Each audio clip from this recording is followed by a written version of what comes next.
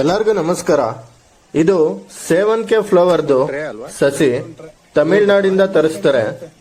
ಇದು ಟ್ರೇ ಲೆಕ್ಕದಲ್ಲಿ ಬರುತ್ತೆ. ಒಂದು ಟ್ರೇಲಿ 100 ಸಸಿಗಳಿರುತ್ತೆ. ಸೇವಂತಿಗೆ ಹೂವಲ್ಲಿ ತುಂಬಾ ರೀತಿ ಬರುತ್ತೆ. ಇದು ಸೆಂಟೆಲ್ಲೋ ಫ್ಲವರ್ದು ಸಸಿ.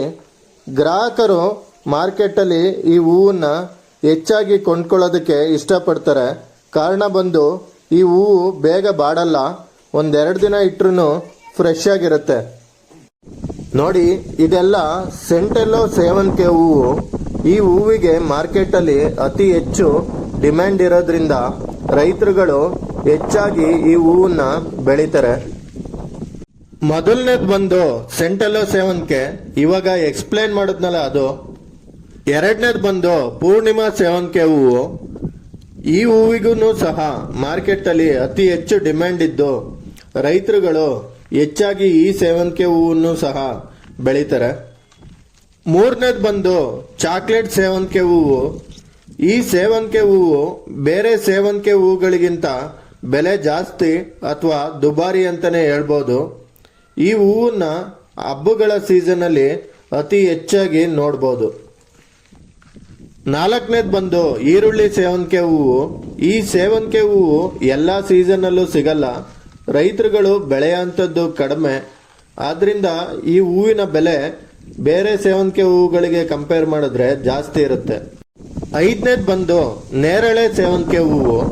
ಈ ಹೂವು ಸಹ ಬೇರೆ ಸೇವಂತಿಗೆ ಹೂವುಗಳಿಗೆ ಕಂಪೇರ್ ಮಾಡಿದ್ರೆ ಬೆಲೆ ಜಾಸ್ತಿ ಇರುತ್ತೆ.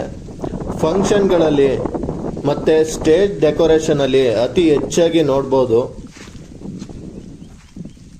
ಆರನೇದು ಬಂದು ಬಿಳಿ ಸೇವಂತಿಗೆ ಹೂವು. ಈ ಹೂವಿಗೂ ಸಹ ಮಾರುಕಟ್ಟೆಯಲ್ಲಿ ಅತಿ ಹೆಚ್ಚು ಬೇಡಿಕೆ ಇದ್ದು ದೇವರ ಪೂಜೆ ಅಂತ ಬಂದ್ರೆ ಗ್ರಾಹಕರು ಸೇವಂತಿಗೆ ಹೂಗಳಲ್ಲಿ 3 ಸೇವಂತಿಗೆ ಹೂಗಳನ್ನ ಆಯ್ಕೆ ಮಾಡ್ಕೊಳ್ತಾರೆ.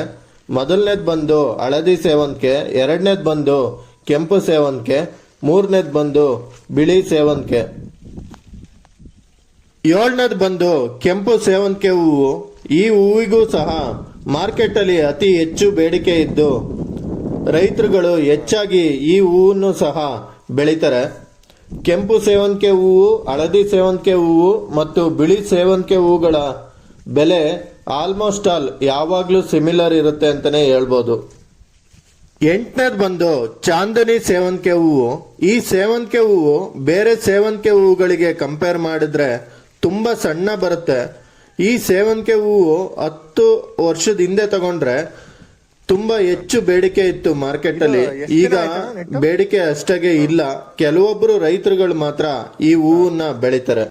9ನೇದು ಬಂದು ಮಾರಿಗೋಲ್ಡ್ ಸೇವಂತಿಗೆ ಹೂವು. ಈ ಸೇವಂತಿಗೆ ಹೂವನ್ನ ಹೆಚ್ಚಾಗಿ ಕಟ್ಟಿ ಮಾರಾಟ ಮಾಡಲ್ಲ, ಬಿಡಿ ಹೂವುಗಳ ಮುಖಾಂತರನೇ ಸೇಲ್ ಮಾಡ್ತಾರೆ. ಈ ಹೂವು ಆಲ್ಮೋಸ್ಟ್ ಆಲ್ ಎಲ್ಲ ಹೂವಿನ ಮಾರುಕಟ್ಟೆಯಲ್ಲಿ ಬೇಡಿಕೆ ಇರುವಂತ ಹೂವು ಮತ್ತು ಅತಿ ಹೆಚ್ಚು ಮಾರಾಟ ಆಗುವ ಹೂವು ಅಂತಾನೆ ಹೇಳ್ಬೋದು.